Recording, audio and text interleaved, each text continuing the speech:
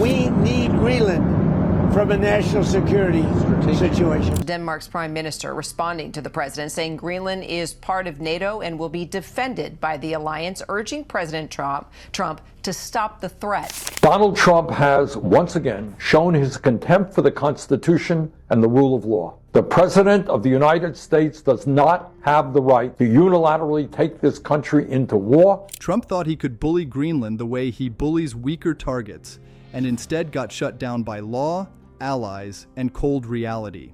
After openly floating military force and treating sovereign territory like a property listing, Greenland answered once calmly and boxed him in without firing a word back. Once Greenland dragged NATO, Europe, and international law into the spotlight, Trump lost every move that actually matters. Classic Trump to make such wild, outlandish assertions. But the president-elect took things up a notch at a press conference last week when he said that he would not rule out using military force to seize the Panama Canal or Greenland. For years, Trump's border-grabbing talk sat in the circus category, loud, unserious, and easy for allies to ignore. Buying Greenland, reclaiming the Panama Canal, redrawing maps like property lines, it all sounded like a man confusing global diplomacy with a monopoly board. Most governments rolled their eyes and waited for the noise to pass. Congress must immediately pass a war powers resolution to end this illegal military operation and reassert its constitutional responsibilities. Then Trump refused to rule out military force. That single sentence detonated the fantasy.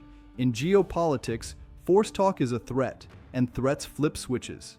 Defense ministries stop laughing, lawyers take over, and allies start preparing for scenarios Trump clearly never thought through.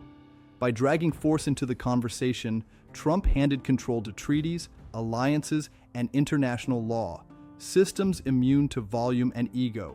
The U.S., as you say, has carried out a series of airstrikes in Venezuela, capturing President Nicolas Maduro and his wife. As you say, President Trump did confirm that in a social media post overnight. The Venezuela operation changed everything. When U.S. forces swooped into Caracas and grabbed Nicolas Maduro, the precedent was set. What had sounded like bluster suddenly looked like a playbook. If the US were to attack Greenland, then she believes that would be the end of the NATO alliance, the end of the security structure, the transatlantic relationship since the end of World War II. European leaders who dismissed Trump's Greenland threats as unserious now faced a president who just demonstrated his willingness to use military force against a sovereign nation. The helicopters that descended on Caracas sent shockwaves through Copenhagen. If Trump could do it in Venezuela, what stopped him in Greenland? He wants Greenland, and clearly the timing after what's happened in Venezuela, I think, has set more alarm bells ringing across Europe. Look, what is striking, looking at all of the commentary from European leaders who are lining up behind Denmark, because remember, Greenland is an autonomous region of Denmark. The target he chose made that trap even tighter. Greenland governs itself democratically and remains formally linked to Denmark, a NATO member with treaty-backed protection. The island sits embedded in layered legal, military, and institutional frameworks that convert threats into shared responsibility across Europe. We need Greenland for national security, and I think we're going to get it. One way or the other, we're going to get it. Trump aimed at a system that multiplies resistance instead of weakening it. Every ounce of pressure automatically created more opponents, fewer opportunities.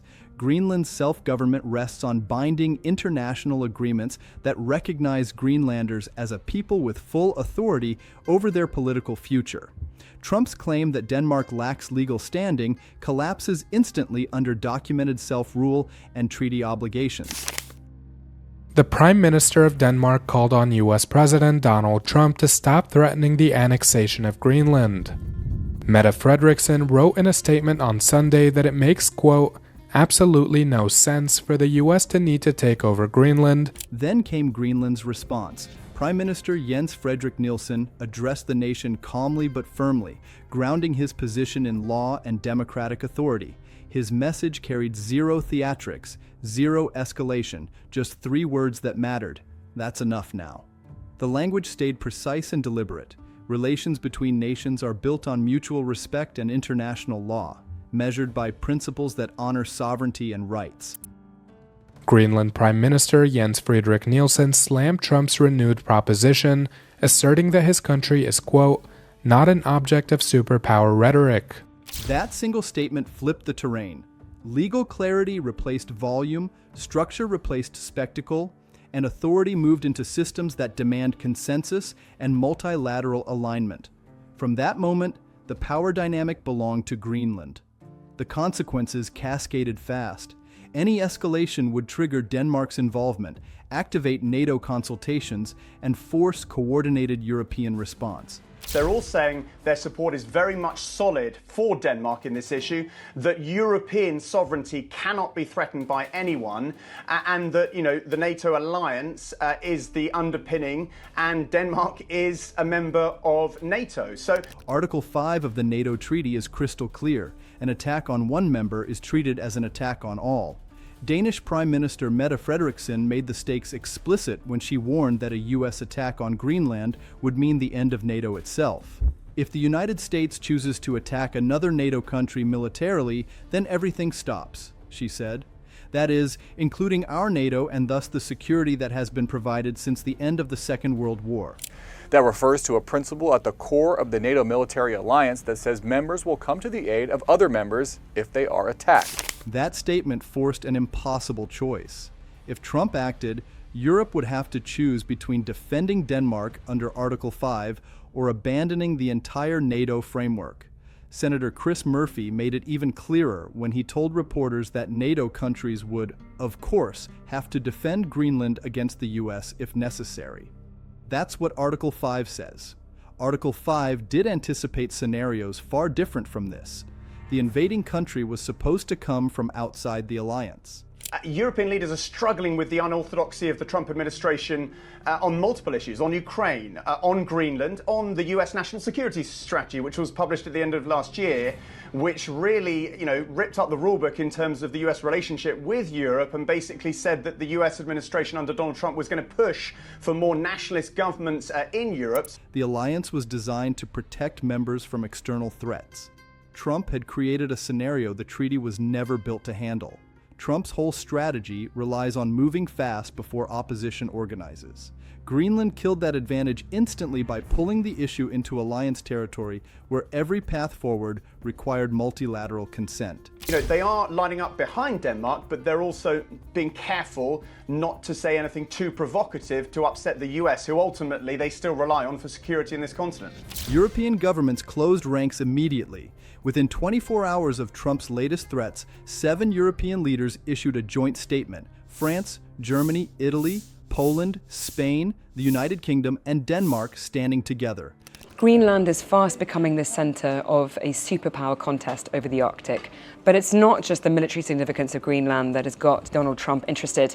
It's also wealth. Greenland has vast untapped deposits of rare earth minerals that are really important for making things. The message was unified and unambiguous.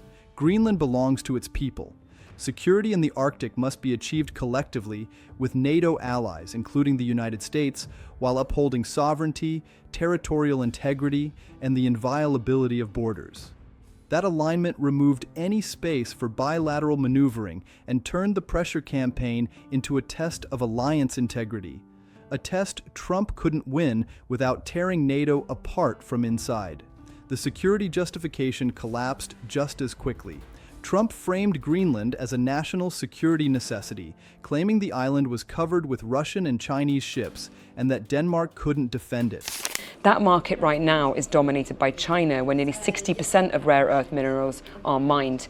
Donald Trump obviously would like to change that with Greenland. But with this increasingly hostile language, he's putting himself directly against NATO partner Denmark and also his natural allies in Europe. Yet the United States already operates Patuxent Space Base in Greenland, a major strategic installation handling missile warning, missile defense support, and space surveillance.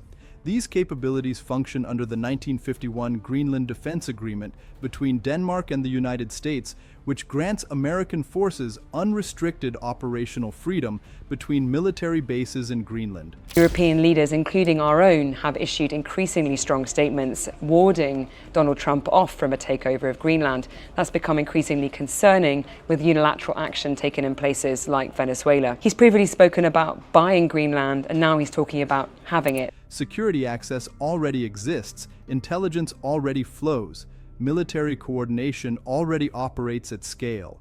Denmark has also dramatically increased its Arctic defense investments. In October 2025, Denmark announced a massive 27.4 billion kroner agreement to strengthen military capabilities in Greenland and the North Atlantic. The US argues that as the most powerful member of NATO, they should have control over this massive strategic asset. The question is, what would be the impact of that? Certainly, going up against Denmark could see the total breakdown of NATO partnerships. Control over territory adds zero value to the mission while multiplying political and alliance costs. The argument shifted from defense to dominance, leverage, ownership, symbolism. Escalation now carried risk without reward. The image is disrespectful. Greenland leader pounces on picture by Stephen Miller's wife. The premier of Greenland is speaking out strongly after an insane and disrespectful social media post from Stephen Miller's wife. Then came the image that forced the issue into the open. Katie Miller, wife of Trump's deputy chief of staff Stephen Miller, posted on social media a map of Greenland draped in the American flag with one word, soon. In diplomatic terms, that imagery functions as a territorial claim. It demanded immediate formal response because silence would read as acceptance. One-word comment about the nation of Greenland. Miller's post was a simple yet heavily labeled map of Greenland, but the entire allied nation was colored in with the red, white, and blue consistent with the U.S. flag. Prime Minister Nielsen called the post disrespectful and a violation of the principles that govern relations between nations. That symbolic overreach moved the conversation from social media spectacle into state-level engagement on terrain where Greenland held every advantage. The domestic political trap closed next. Trump promised his base dominance, but delivering on Greenland would require one of three impossible choices. Our country is not for sale, and our future is not decided by social media posts. That said, the image is disrespectful. He could attack a NATO ally, which would destroy the alliance that underpins American global power and isolate the United States from its closest partners. He could negotiate, which contradicts everything his supporters expect from him and makes him look weak. Or he could back down entirely, which looks defeated. As much as Donald Trump wants to be the strong man and wants to be imperialistic and act like, he's going to take over the Hungarian Empire again or some crap, the reality is Greenland, whole different conversation than Venezuela on a global scale. Trust me on the sunscreen. You guys like and share the video. Woo! Stay frosty. Senator Ruben Gallego introduced an amendment to the Senate Defense Appropriations Bill to prohibit the use of funds for military force against Greenland. His statement made the stakes clear. Trump's dangerous behavior puts American lives and global credibility at risk, and Congress refuses to bankroll illegal, unnecessary military action. Even some Republicans expressed discomfort with the escalating rhetoric, though many stayed silent, unwilling to directly confront Trump. President Donald Trump reasserted in the new year that the United States wants Greenland. We need Greenland from a national security situation. Trump said a newly appointed special envoy would lead the charge, drawing sharp criticism from Denmark and Greenland. Greenland exposed the flaw. Clarity replaced confusion, alignment replaced isolation, and legal boundaries locked the frame before momentum formed. The signal traveled fast. China, Russia, and smaller states all saw threats lose power when the target stands inside law and alliances. Did Greenland just prove that calm law beats loud power? Or was this only the beginning? If this breakdown exposed what really happened, hit like and subscribe.